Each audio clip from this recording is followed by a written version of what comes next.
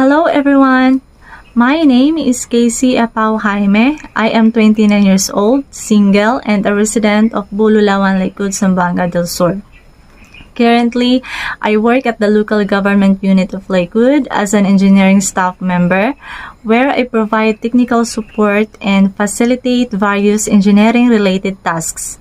My responsibilities include preparing and submitting reports, encoding data for monitoring purposes, assisting clients with their building permit and certificate of occupancy applications.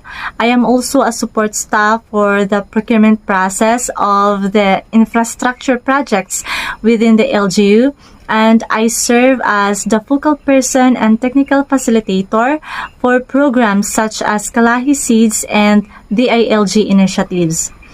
With over 3 years of experience in the LGU, I have developed proficiency in technical support, project facilitation, community engagement, documentation, and reporting.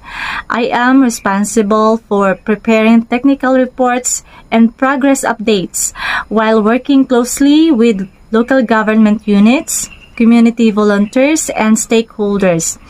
Additionally, I guide community members through the technical aspects of project execution, from the preparation of program of works to implementation and completion.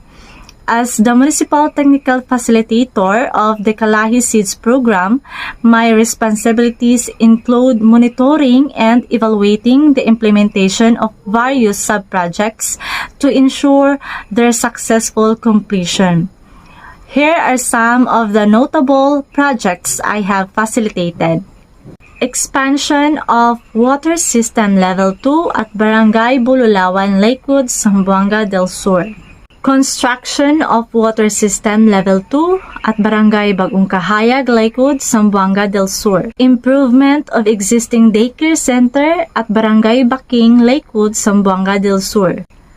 Pathway concreting at Barangay Sapang Pinolis, Lakewood, Zamboanga del Sur.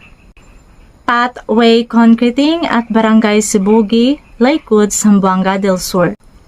In relation to these successful projects, we conducted a sustainability planning workshop in collaboration with local stakeholders, including community volunteers, barangay officials, and municipal representatives to ensure the long-term functionality and effectiveness of the completed community sub-projects.